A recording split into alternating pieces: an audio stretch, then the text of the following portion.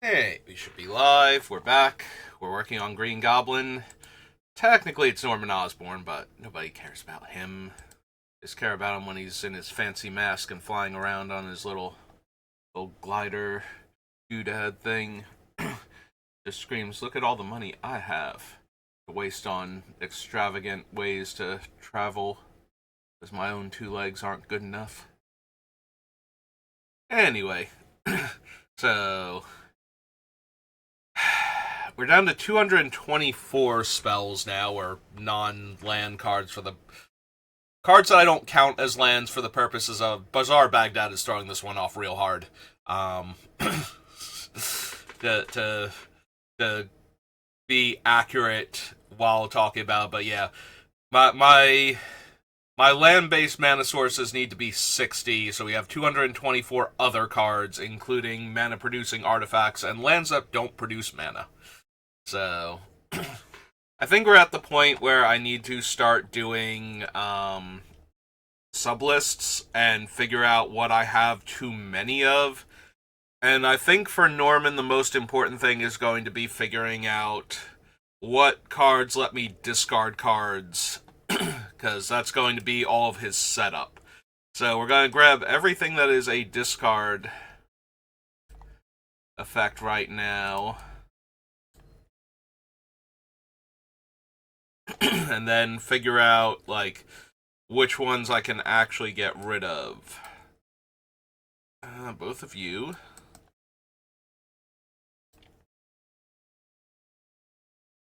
Fervor, Firestorm is a discard outlet.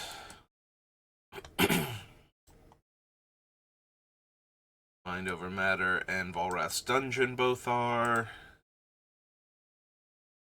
Attunement, Gamble, Ill-Gotten, Oppression.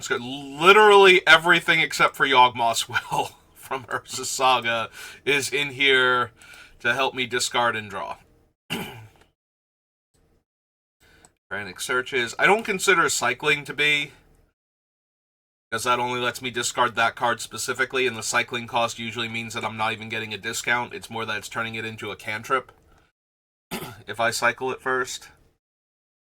Because it's usually giving me, like, the same, like, I'm usually spending 2 mana to cycle, regardless of whether it's, like, 2 mana or, like, a colored mana and another generic or something, and then afterwards, I'm getting a 2 mana discount, so it's back to the casting cost that it was at, and I just get to draw a card in the process, so.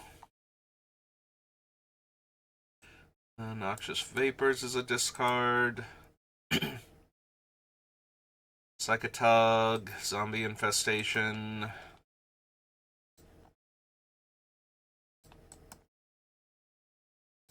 10 already. Aquamoeba, Break the... Well, Torment being the set of madness, it does not surprise me that every card I picked from there is meant to enable discarding for value. Talismans. Thirst technically is... Take that one. None of those. Compulsive Research, yes. 13 now. Infernal Tutor is a payoff for discarding my hand.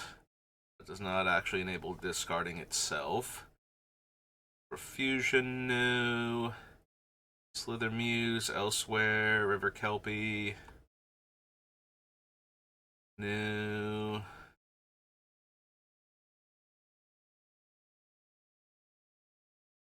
Railsmith is a discard outlet.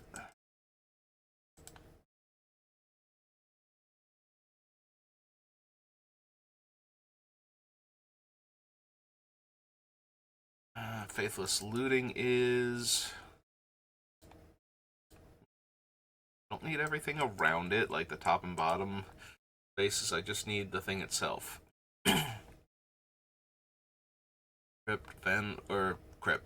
Rift. Vandal Blast, no. Sorry, Chromatic Lantern into Rift, and I just got Crypt somehow from that. I guess because Crypt isn't a real word, so I managed to last second autocorrect to a real word at least. Dark Deal is... Kolaghan's Command can be, but it's probably not going to be. I'm very unlikely to make myself discard a card and do one of the other effects, but it's much more likely in this deck than it ever has been in any of the other decks I've considered Kolaghan's Command for. At least I have a reason to want to discard my hand. Nahiri's Wrath. Oh, and Dragoons. And technically Shreds, too.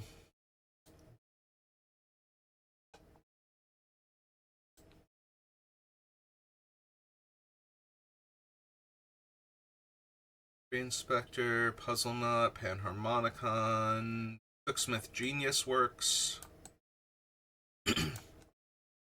I've since added this to my Sammy Brawl deck because I kind of forgot it existed, and having a way to discard excess lands when I am doing the combo turn with Sammy is just another way to churn through the deck faster, so...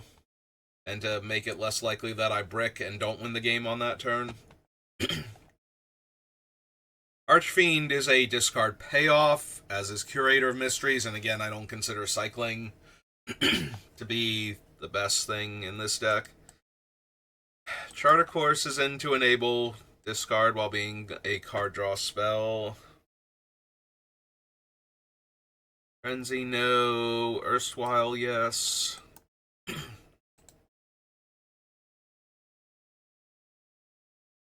Guild Globe.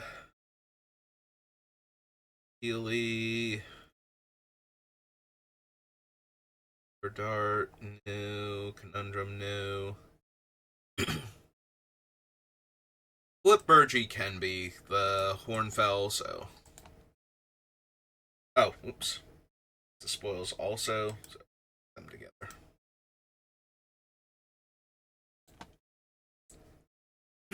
Alright, we're on call time.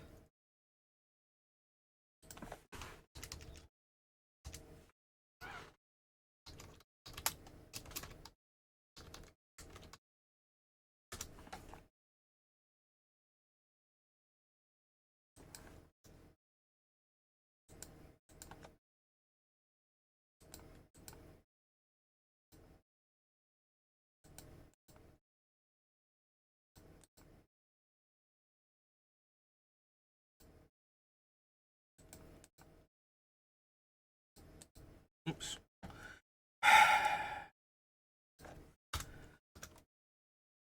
I hate that every once in a while it does it the way I would want it to, and then the rest of the time I have to double click.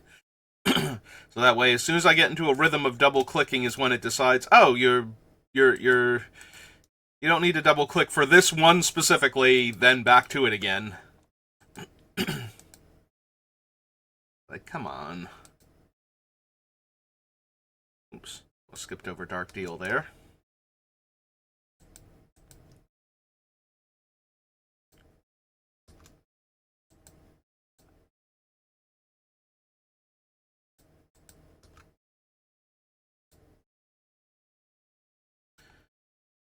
Alright, back to call time.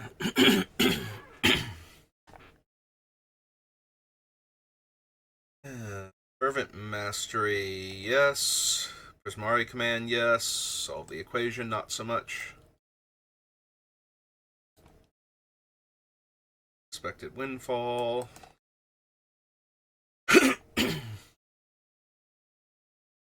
Here, Lord of the Forsaken. Hermit, no. Snow, Geist, no. Fortune, yes.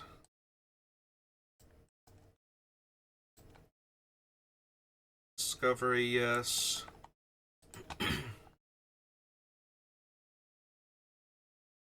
Score, yes.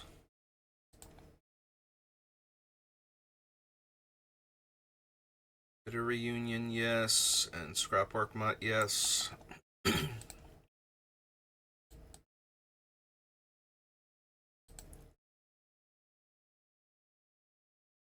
This One Ring, File, Virtue. Bitter Triumph lets me discard a card but I consider that more of a bonus to the effect than it being an actual enabler.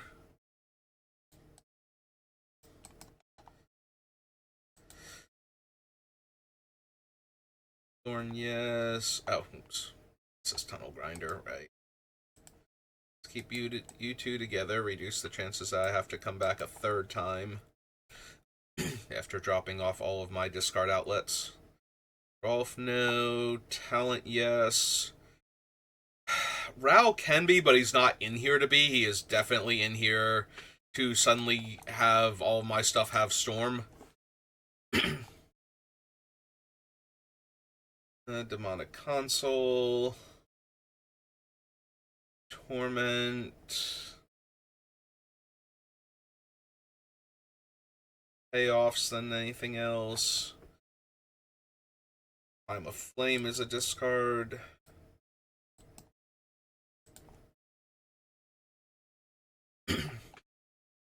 Stone, Quantum Riddler, Scour for Scrap, Vocalist, no.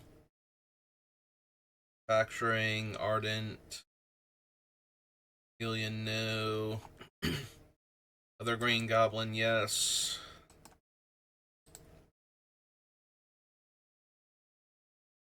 Shadow is, yeah.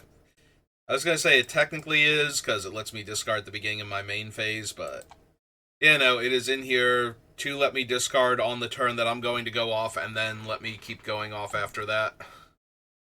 By hopefully chaining together discard sources. Goblin Lore and Control of the Courts, both yes. Burning Inquiry also. So this is 14, Inquiry is 15.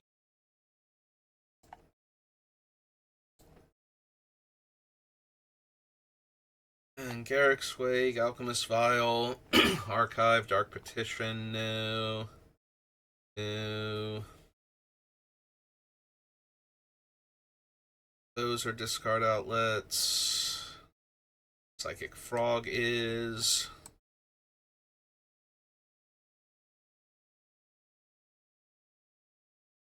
Will is not. Aether Gale, Command Sphere, Mastery, Thought Vessel, Excavation, then discard that many, yeah. First Flail is not. Miser's an enabler. Ignite the Future doesn't do it. SWAT, Roar of Resistance, no. Path of the Pyromancer is. Relic of Sauron can, but it's not great at it. It's 3 tap, draw 2, then discard 1. Like, that is not where I want to be at as far as that. The fact that I can make it free and filter my mana back to what I need it to be, and then in an emergency it can do this, is helpful, but that's not the main reason it's in here, so I don't think I put it this part of the list. Spelljacker and Spellslinger, no. Cellar Spawn, no. Judgment. Jeskai lets players discard. Hermes is a discard thing. I believe Emmet is, though. Right? No, actually, he does not enable discarding. Research Craft. Not a draw and discard. Keeper of Secrets, no. Kill, Maim, Burn, no. Lost in the Dam, no. Brilliance, Decaying Time Loop, yes. Time Loop, yes.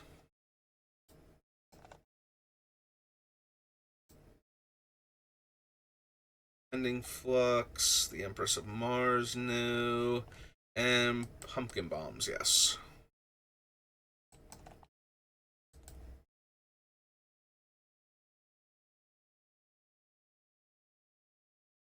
Alright, so we're only at like 50 discard outlets out of my 60 spells, so I'm sure this is fine.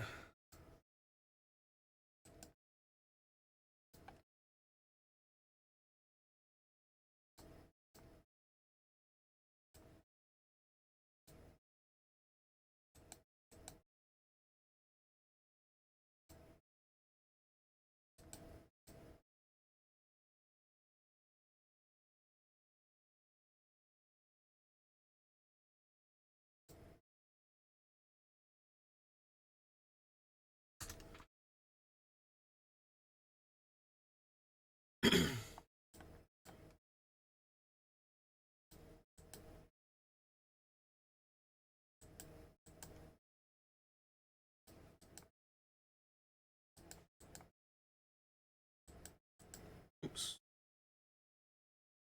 Twice. Stupid thing. 3. Big Frog. Excavation. Of the Jeskai. Decaying Time Loop. Alright. Off of this list, let's figure out what we can cut, because we have way too many.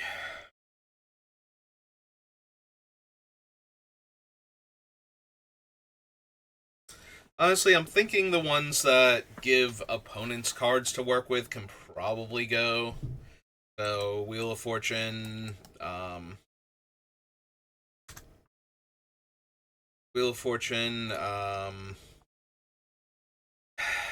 probably Ill-Gotten. I'm a little sad about that one because this is the deck for it, and being able to pull back my cards is super helpful, but ultimately I don't think so.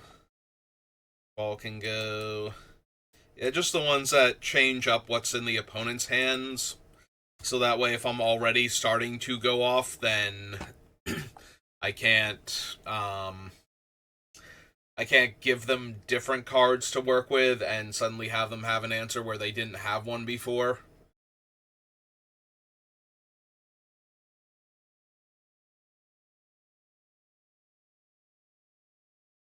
Dark Deal goes at that point.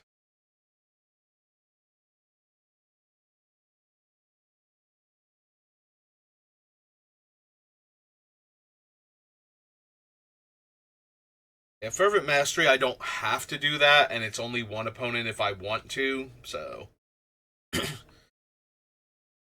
that can stay for right now.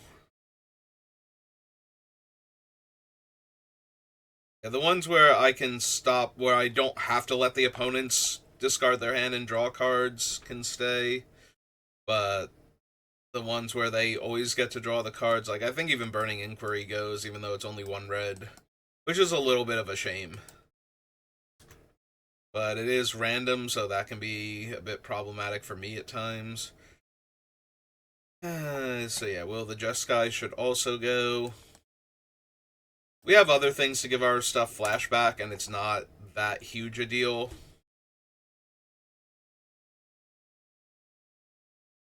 The Pumpkin Bombs, since I don't necessarily have to let them draw a card, they're going to get it tapped, so unless they can untap it, they don't get to draw any cards off of it if I use it the turn that I'm going off anyway.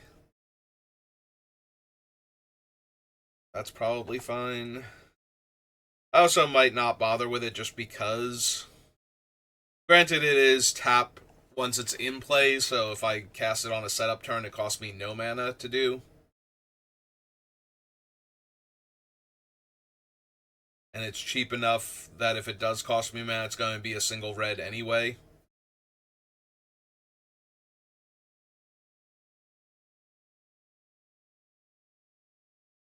Alright, so 1, 2, 3, 4, 5.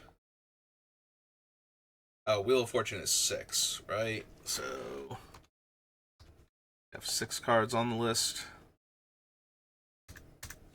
Wheel of Fortune, Ill-Gotten,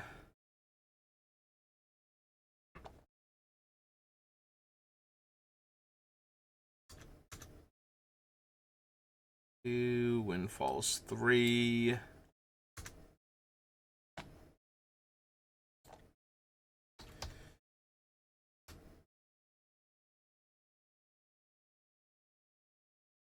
Was 4.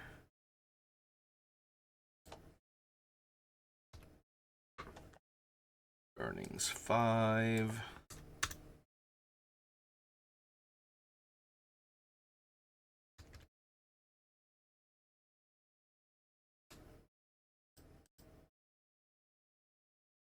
Was 6.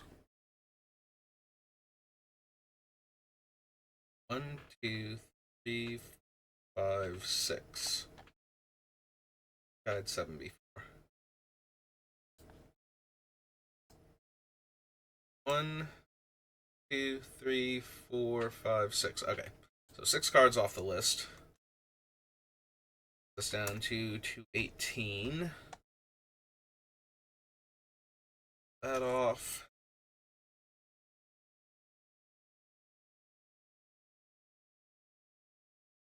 Alright, so we get rid of the ones that let the opponents discard and draw cards.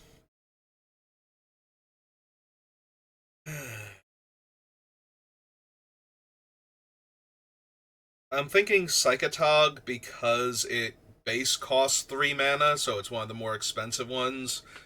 That's not particularly powerful. Like, Scourge Familiar is way more expensive at 5 mana, but Scourge Familiar is also exponentially more powerful in this deck than Psychotog is, so I don't really need the Psychotog, I think, at 3 mana. Yeah, I either want the Enabler to cost 2 or less mana, so that it will almost always come down before Norman, or can come down the turn, like the same turn as him in some cases, or a turn after if need be, if something went wrong on the turn I played him and tried to go off. But yeah, we do need an Enabler in play, ideally, to get started, so we want the cheaper ones. Like, Psychotog is still cheap enough that I could have it down before Norman, but it is also more expensive if I needed to cast it in the same turn for whatever reason, so since it's a worse enabler as far as the repeatable free discard outlets go, casting cost wise. Like, I do think it's one of the better ones once it's in play. Like, Olivia's Dragoons essentially does nothing. It's a 2/2 flyer. But Psychotog is constantly getting buffed by discarding cards, so it can become a viable threat to an opponent that does not have good blocks on it, which I guess is any blocks once it gets big enough. Like, if somebody just happens to not have a creature available, Psychic Frog can be a problem. But only for that player, so kind of the same thing with Psychic Frog, but Psychic Frog's just a bit stronger and cheaper, so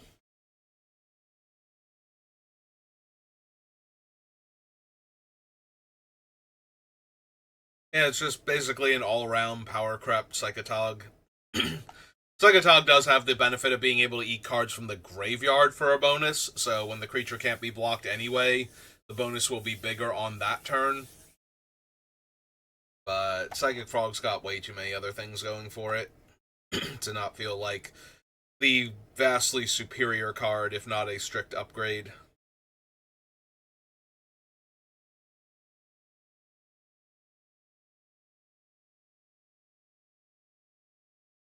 Hey, I do like Breakthrough a lot in this deck.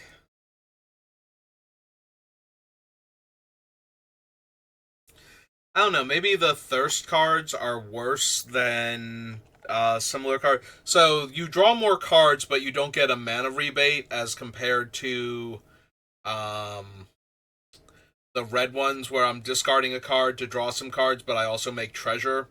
So the treasure offsets the casting cost of the spells, usually to the point where they're mana neutral, but I see one less card because of that, and the discard has to be up front instead of as a result of casting the spell, so it's kind of a 6 of one, half dozen of the other at that point.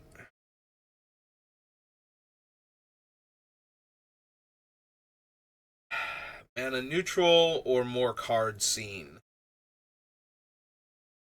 Because we are trying to combo off, and mana can start to become an issue even with all the discounts and potential other things we've got going on. Give us more mana to work with. Also, I just have way too many cards that are in this category, so I do need to get rid of a bunch of them. Yeah, I can see the various thirsts being worse.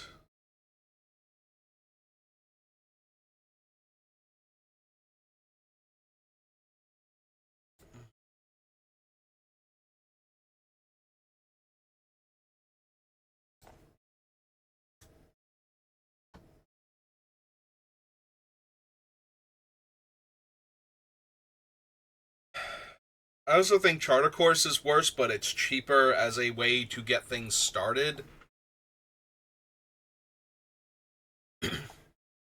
But then again, I have a bunch of 1 and 2 drops to enable discard already. So maybe I don't need Charter Course as a one-shot version of that. That has to be 2 mana if it's the enabler. There is a part of me that is a tiny bit worried I won't have a proper enabler, and that I will have to spend 3 or 4 mana on the card draw spell to get started before I start getting the discounts on the spells, and that can be pretty brutal.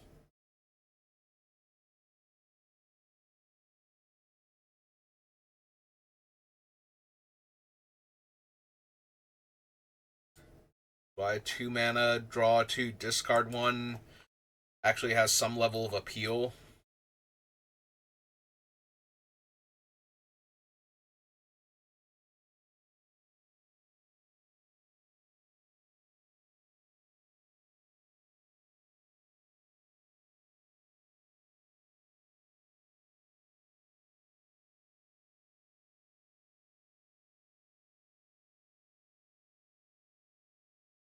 It's still possible Revenant goes. It is possible that Shadow goes.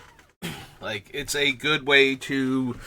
It's a good thing to have in play the turn before I go off, so that way I can discard a card and draw a card at the start of my main phase, then cast Green Goblin, and then have a card already in my already in my graveyard that has been discarded this turn, so the Mayhem's good to go.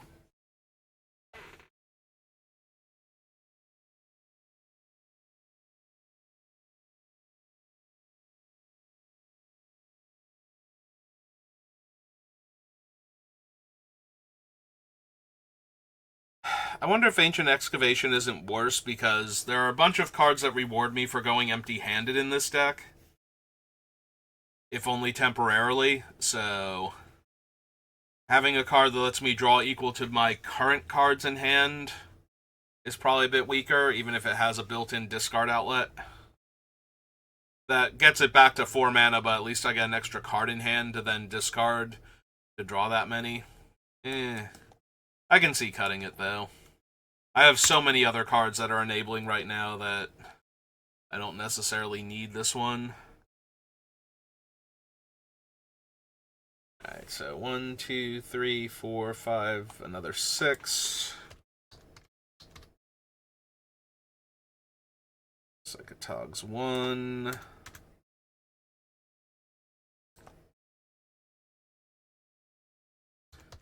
Impulsive is 2. And then Thirst is 3. 4.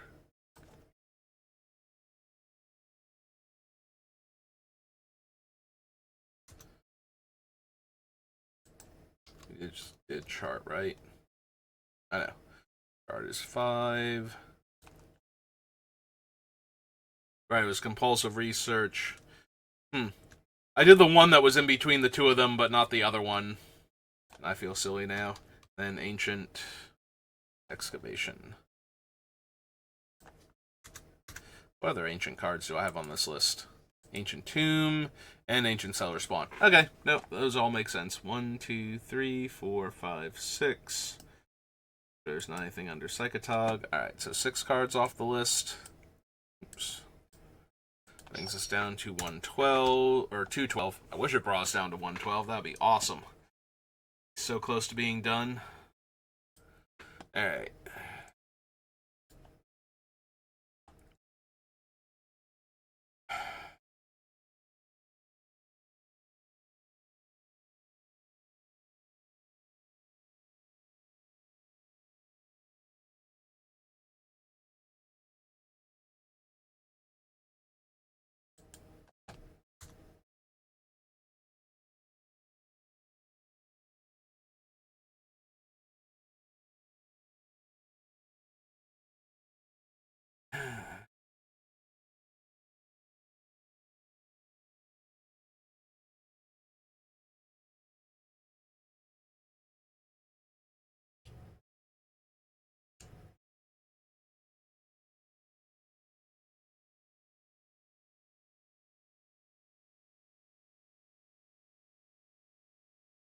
Could be Green Goblin Revenant.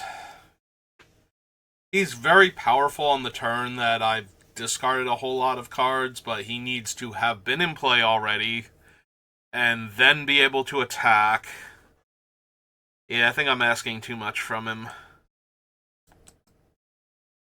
He's really, really good if you have all of that, functional, where it's like, okay, I managed to discard, my hand twice already, and he's been in play, and I can go to combat and attack with him, and now I'm going to draw, 15 cards, and yeah, that's amazing, but I don't see him doing that often enough to be good enough.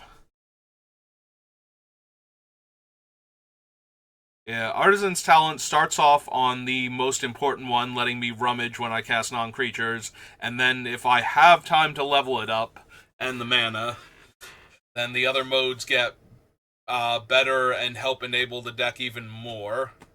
So, I think that one has to stay.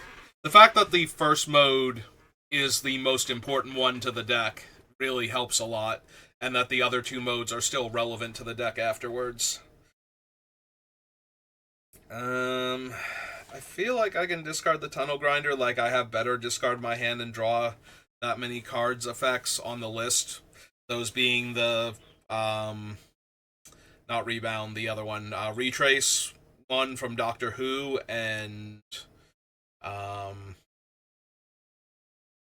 one that lets me draw cards equal the total number of cards I've discarded this turn, including from other effects, so I think both of those are better. Don't necessarily need Tunnel Grinder also. It does let me discard any number of cards, which is useful because it lets me get the cards I want into the graveyard. If there's anything I want to keep, I get to do that, but I think we can do better with the other things that we have on the list. Plus, I just have too much on this list. I have to get rid of some of it.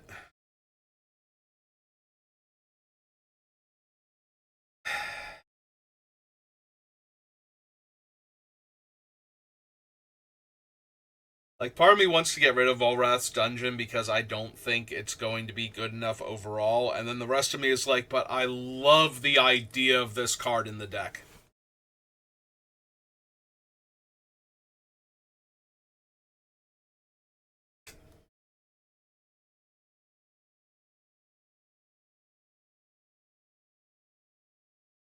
Yeah, I think the only real problem with Volrath's Dungeon is it's very difficult if I don't have one of my things that's drawing me cards when I'm empty-handed or increasing the ETB triggers for all the cantripping artifacts. I don't think I can go up enough cards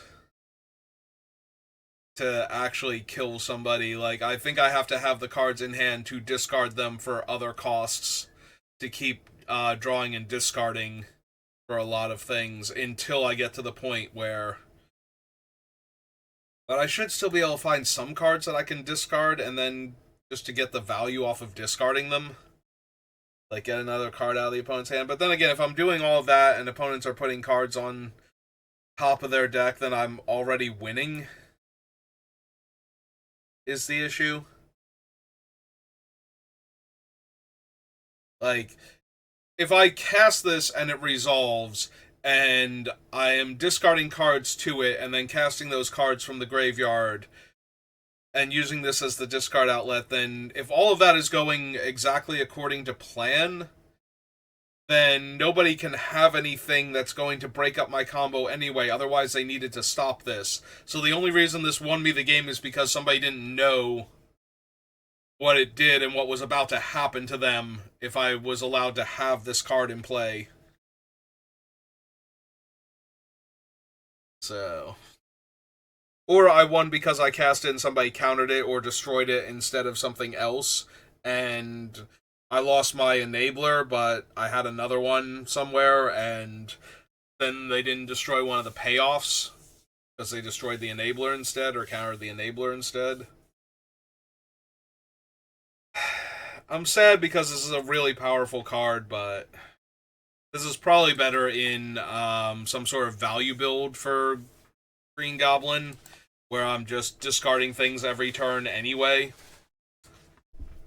And then one turn I just cast this and discard a bunch of cards and get rid of a bunch of opponents' hands. And then, we have like the enchantments that are making them discard on upkeep. Because I don't mind discarding on upkeep. Just means I get to cast the spell later that turn for less mana.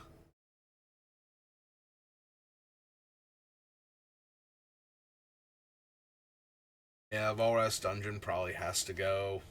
I'm sad about that. That's one of those cards, like, when I see it, I'm like, there's gotta be a really good deck for this somewhere. I have enough different enablers that I don't think I need unfulfilled desires. I thought it might be a necessary evil, but looking at the list of things I have that enable me to discard, I'm going to go with no, technically not. So we want Revenant.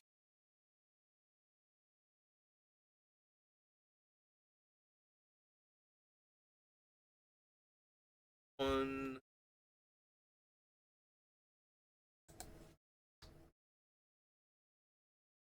Press is 2.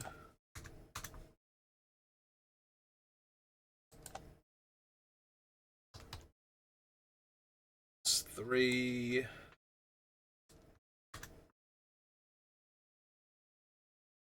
It's 4.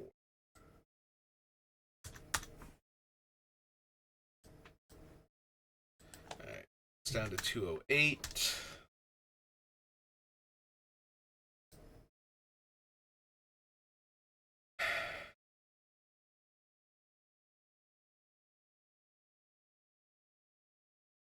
Let's take a pass through the list, see what I've got, and if anything sticks out as something I can cut.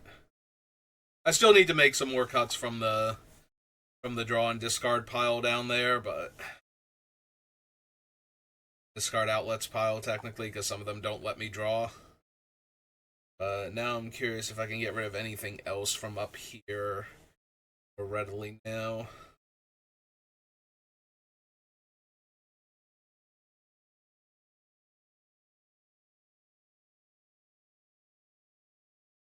Sphere, Phyrexian Altar, Tent, Noxious Vapors, Darksteel Egg.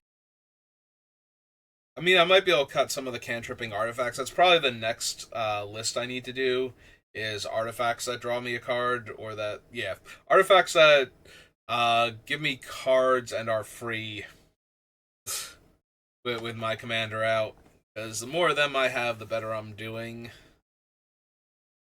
Like, I might be able to cut the 2 eggs because they don't actually draw on ETB, they draw on sacrifice. And from their own abilities, too, not from anything. So, they're a little bit worse than any of the 2-drop cantripping artifacts. Also, I need to, while they are free, I need to have 2 mana available. You know what? I can probably just go ahead and cut both of them, now that I'm thinking about this out loud. Like, they are just worse than any of the 2 mana ETB draw card artifacts that I have on the list. And worse than things like Chromatic Star and Chromatic Sphere also, which also both of them might be able to go on top of that. Because they're too similar to the eggs and the problems the eggs have. Chromatic Star, at least, if I sacrifice it to Karkland Ironworks or something, I get to draw the card, and then I get to go up mana. But even then, that might not be worth it.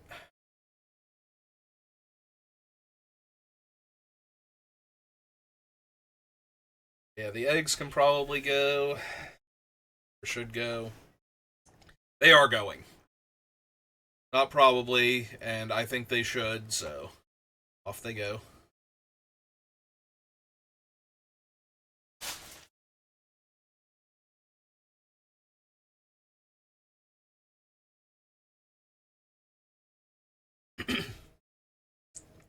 No. Got any of that, I don't think.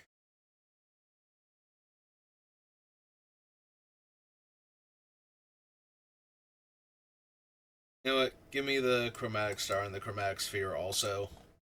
I do think they're going.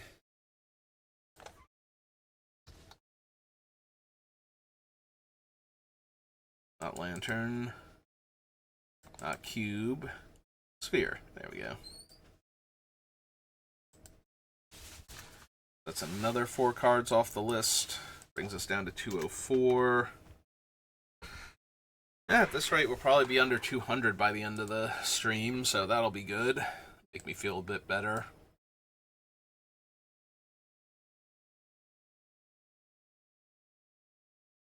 Chromatic Star was Time Spiral, I believe. Pop back up there.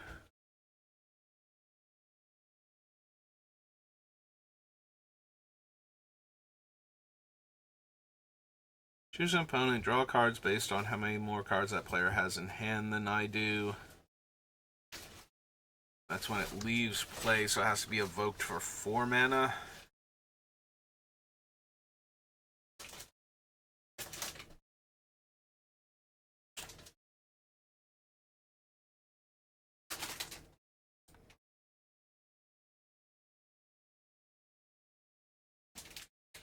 Yeah, we can probably cut this Slither Muse.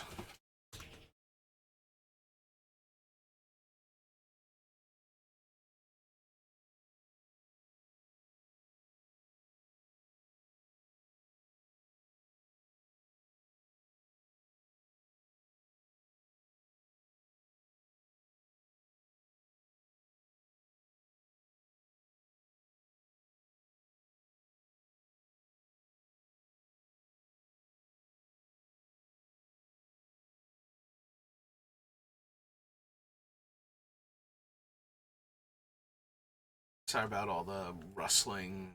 I was looking for something in the back room. I know the microphone picked up some of that before. I don't want to say anything while she was doing it because then she's going to get really self-conscious. She won't look for the thing and then she'll forget.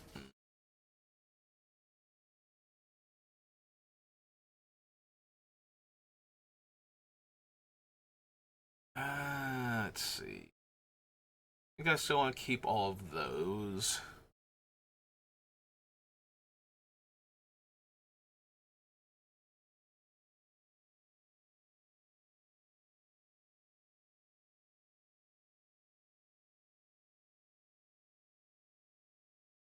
I have to see how many instants and sorceries I wind up with before I can. That will get a cost reduction because the ones that don't cost any colorless mana to begin with aren't going to be affected by Baral, but all of the discard and draw ones that cost more than 3 total mana, though. Actually, that's not true because Unexpected Windfall is 2 red and 2, so reducing it by 1 doesn't help, but Big Score would at 4 mana, so get it down to 3. Makes 2 treasures, so it actually goes up mana at that point.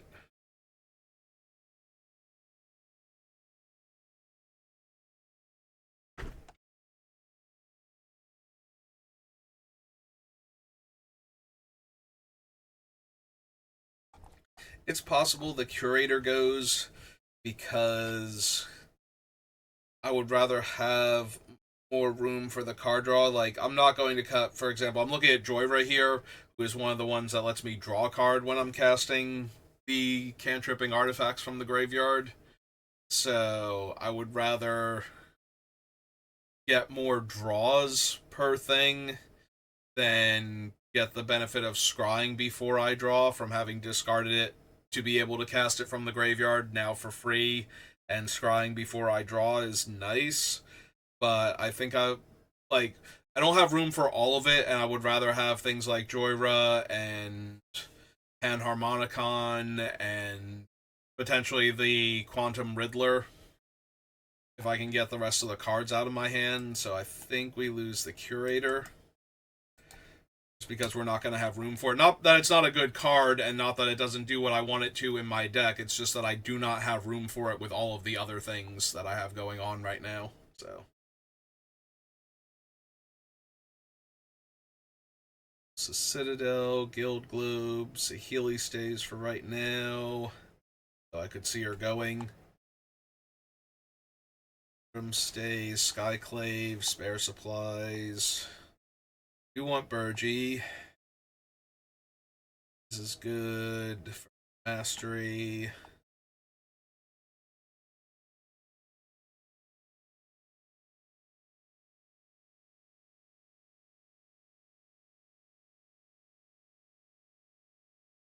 All these. I have Vecna, Unexpected Windfall, Fire.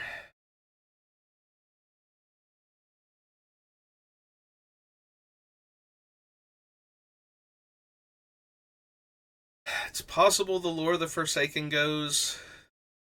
Being able to pay life to get rid of all of the generic mana left on a spell, the graveyard, can be really helpful, but he's also a 6-drop. And if I cast him on the same turn I'm going off, I have to spend 4 mana on him, which means I need to be able to spend 5 life or more on other spells after him in order for me to get that mana back. Because if I'm going to be a combo deck, the fact that I have a 6/6 Flying Trample is not at all relevant. It is entirely that I can spend life to help cast my spells. So it's possible, bordering on probable, that Lord of the Forsaken can go. This is one of those things that I cast when I'm like biding my time, waiting for the turn that I'm going to go off. Waiting for that opportune moment, or for like one more counterspell in my hand before I attempt it.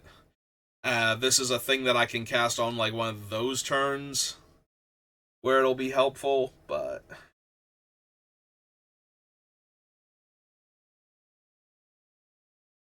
just as a thing that I'm going to cast, either leading up to Norman or after he's already in play, that seems very unlikely to be the correct thing to do. Like, I'm spending more mana than I'm going to get back from him that turn, so it's not good enough. Yeah, I think it's an interesting card, and it's definitely doing something that the deck likes, but if it could somehow be a smaller, cheaper creature, I would probably run that. If I could get like a black and 3 for like a 3/3 ground creature with this ability, I would probably run that. Because it's a lot easier for me to discard it, pay 2 mana to get it into play, and then spend 3 life to get back 3 colorless mana worth of casting costs off of spells.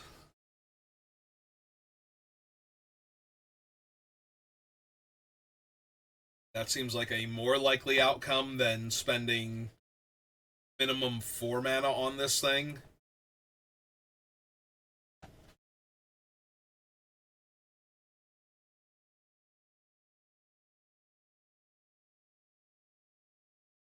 I don't know that we need Consuming Tide. I think I would rather have Consuming Tide than the blue Hex card, whatever it's called, the bounce 6 permanence thing, so I'm going to cut one of those. I think I cut that one first, but I might wind up cutting both of them. They're both basically in here to be backup paradoxical outcomes that let me bounce a whole lot of things, while this one will also potentially let me draw cards if I can get enough cards into other players' hands. Which, depending on how many things I have in play that cantrip and how many cards I've been able to discard up until that point, determine whether or not this functions properly. It is also only 4 mana, and I get to leave Norman in play. So I just need to recast a cheap discard outlet to get all my stuff back again, and get all of the benefits from casting it again, so ideally it's good to go. I think we do cut the whatever the Hex thing is, the bounce 6 non-land permanents, though.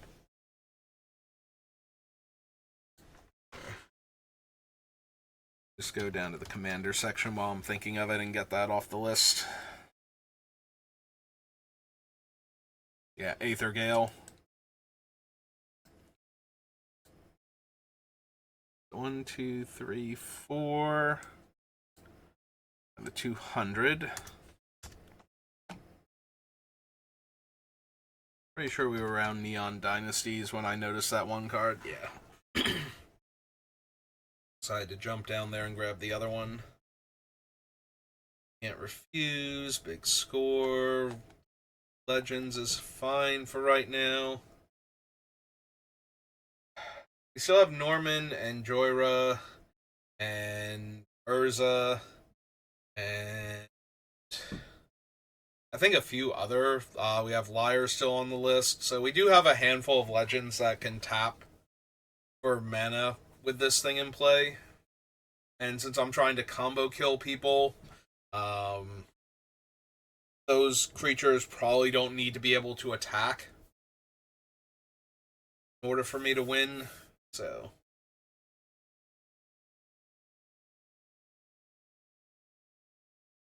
matter if I have to tap them for mana.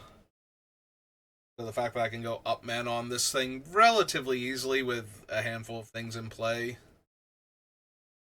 at least be mana neutral on its own. It's mana neutral on its own, and assuming that because we discard it to Norman anyway, Norman has to be in play, so it's technically going up a mana to cast this thing with him out, so.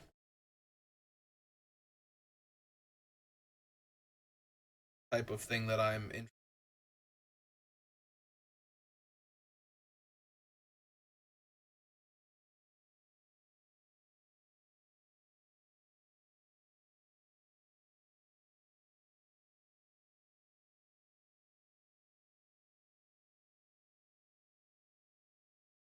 Rolf might be one of the better token enabler, like token makers in the deck.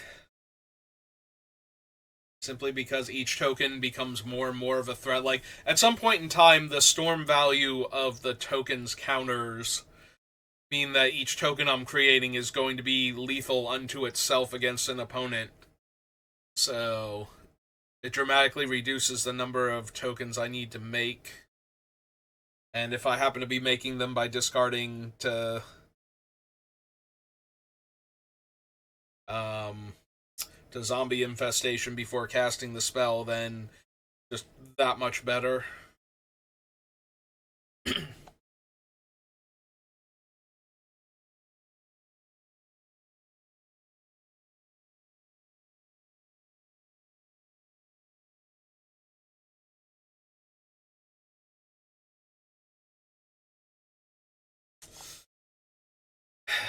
Every time I see the Waxen Shape Thief, I keep thinking this is by far the worst out of the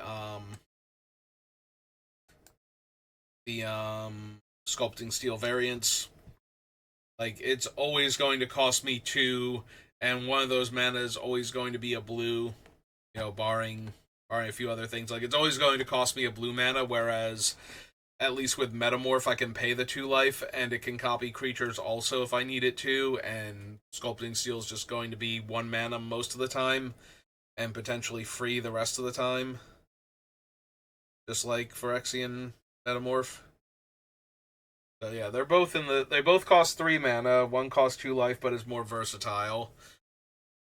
And then this thing is always going to cost blue, and probably blue and 1, like most games, so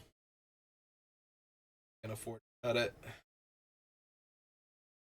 So it's sitting right there next to Monument of Endurance, which is a card that is very potent for me to copy. Yeah, Monument to Endurance and Tevil's Judgment have both the long-term grindy value that a more value-oriented deck would want to do. Orlandio, hello, welcome back. How are you doing today? And so they have the grindy value that, a non-combo version would want, but they're also effectively free because they both make treasure as one of their things, so I can get the rebate back on the mana spent on them, and then they're going to draw me a card and do something else, so. I'm doing alright, all things considered.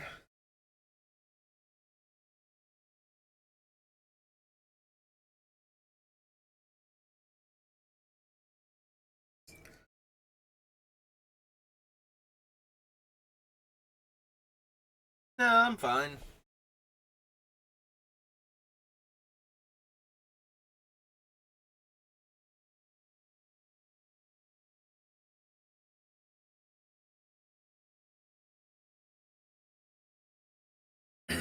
Scour for Scrap can stay for right now because I'm still not sure about that one.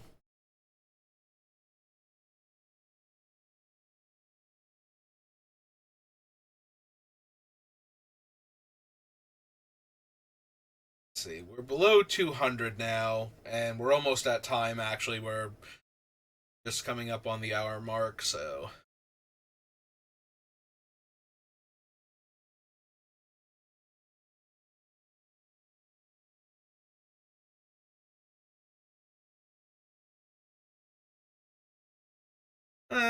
Spider-Man set is okay-ish.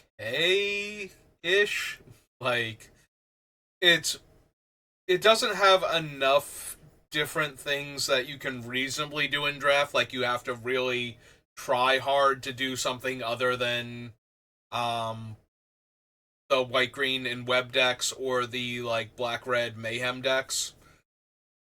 Like, there's not a whole lot of variants to it that are good to do. Like, you can do other stuff, but a lot of the time it's not viable to do things. It does have enough fixing and enough cards in other colors that splashing into a third color, and that can be like anything. Like, your white green deck can splash black for, some like the spot or something, and that's usually not a big deal.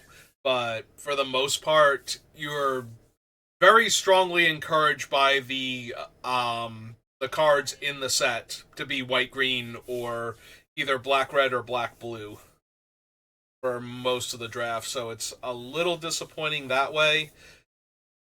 And I'm going to be honest, even as somebody who does not like Universes Beyond, having all of these top-down designed Spider-Man cards without any of the Spider-Man flavor when I'm trying to get used to the cards and trying to learn them for the first time is actually kind of daunting without just associating them with their Spider-Man cards.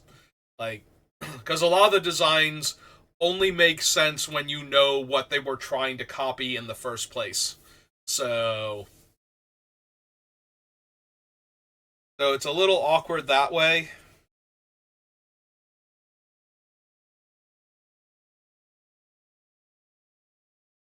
But it's not the worst thing ever, but it's not great either. So, yeah, I'm not super huge on it. Like, I don't think it's terrible, but the Avatar set, so I have watched the original Avatar series. I did not watch much of the Legend of Korra. But I only watched through it once because I thought it was a pretty decent like cartoon. Because I was not the target demographic when it came out. My brother liked it a lot more than I did. I thought it was a good show overall. Like, but it was not anything where I'm like, no, this is absolutely amazing, and I want to like go back and rewatch it or anything. So I'm not anywhere near as into Avatar as I was. Like Final Fantasy is. It used to be my default favorite game series ever. Kingdom Hearts has kind of replaced that, which it's still a Square Enix title and still features a lot of the Final Fantasy characters in it. So that's not really too much of a divergence there. But for the longest time, Final Fantasy was my go-to. Every game in the series is great, and I love it. And Spider-Man is one of my all-time favorite superheroes. Like, aside from Deadpool, he is my favorite character in Marvel. So, and like he came way before, and I liked him for way longer. So Deadpool is like the newcomer, but I do genuinely enjoy Deadpool a lot. So those are like my two favorite Marvel characters. So we did a set based on my favorite video game series and my favorite Marvel character, and I'm kind of meh on them as magic sets because I don't like Universes Beyond.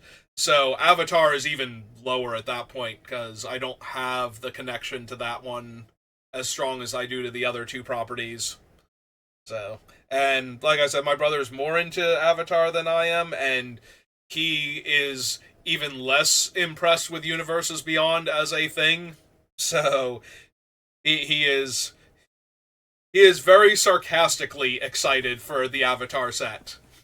Like, his level of enthusiasm is entirely built of sarcasm and no real genuine desire to have all these cards turned into magic cards. Have all these characters turned into magic cards, so.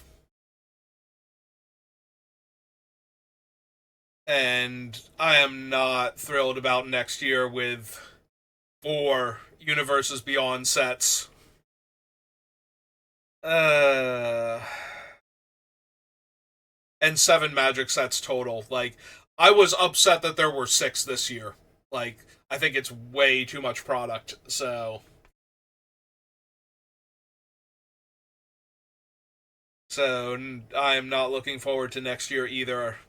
Yeah, I've never been so close to quitting Magic as I have been for like the past year.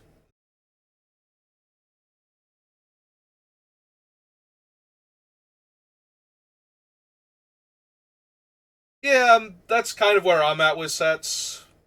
Where it's like, just because I'm not super thrilled about them being Universes Beyond, like, as a person who likes Magic the Gathering,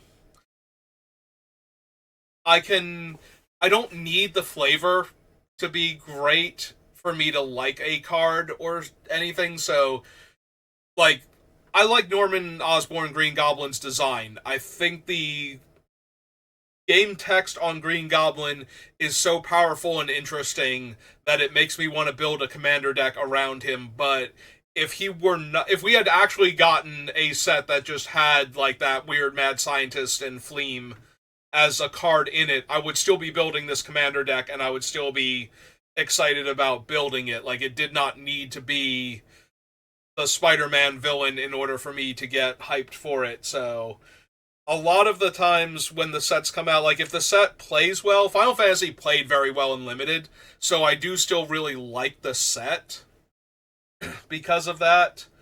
But I like, it did not need to be Final Fantasy for me to like it. If you had made all of those cards somehow without having ever put the Final Fantasy brand on it or making it clear that it was supposed to be a Final Fantasy homage or anything, I still would have liked the set because the set still plays really well. So I'm kind of more interested in how it plays at the end of the day, which is why, even though I'm like all curmudgeonly about Universes Beyond, it's not the end of the world for me, but it's certainly not raising my excitement for the game or making me more interested in the game to have all these cards be Universes Beyond. If anything, it detracts from it a bit. I feel bad because I would rather them slow down the release schedule and just release normal Magic sets that are that good, in all honesty.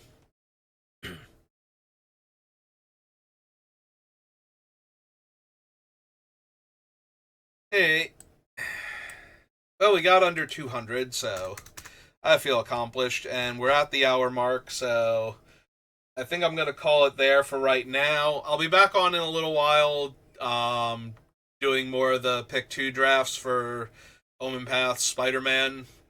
We finished Hollow Knight, so once I'm done with that, I don't know what else we'll be doing, but we'll see. But that's gonna do it for me for right now. So thank you for watching, and I will see you next time. Have a good rest of your day.